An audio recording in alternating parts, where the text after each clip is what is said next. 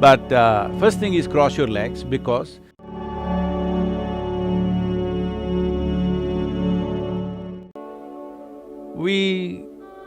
we look at life like this. You are who you are as a person. You are who you are because of the parentage that you had, the schools that you went to, the education that you had, now the exposure that you have in your life.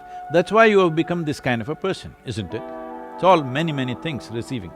So all the times you're receiving, what you're receiving is not just information and thought. Life receives in so many levels. On the energetic level, it receives.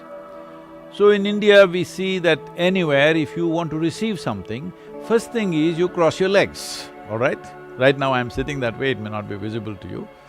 But first thing is cross your legs because we don't want to receive from the lower part of our body. We want to receive…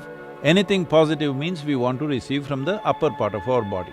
So if you go to some place where we think it's energetically strong, first thing is we cross our legs and keep our hands open because we want to receive from the dimensions which represent… in the yogic physiology, it's like this. There are 112 chakras, 114 but actually 112 within the human system. Out of these 112, there are 7 categories of them, 16 in each one of them. These 7 are generally known in the world today as chakras. So the first 3 are survival processes. And the in-between one is representing a meeting of this. It is from here on, from anahata onwards, which is enlightening processes of life. So in that sense, it is important you receive certain things in certain ways. Food is considered very basic level of reception. How we receive food, what we receive is very important. Today, what are we receiving?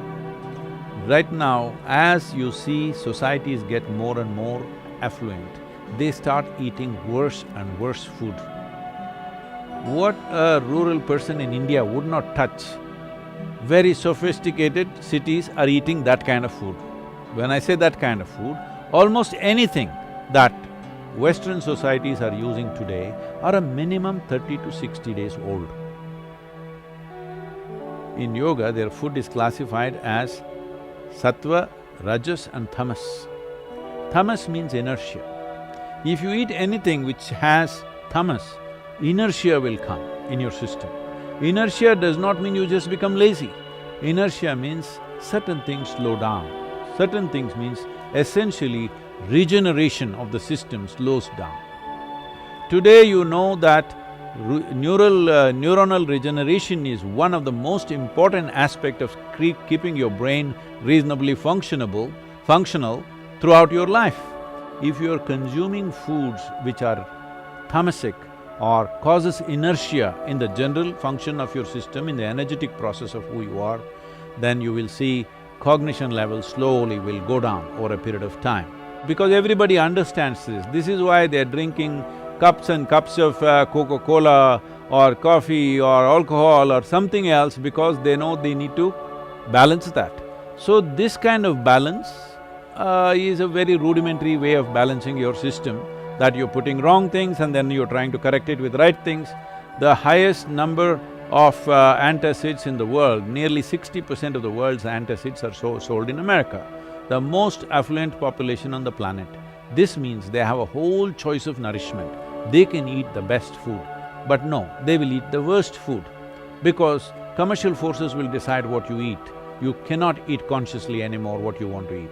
Just I'm saying, if everything becomes fresh food, in the yogic culture, if you cook something, the maximum time in which you can eat it is 1.5 hours, 90 minutes. Before that, you should have eaten the food.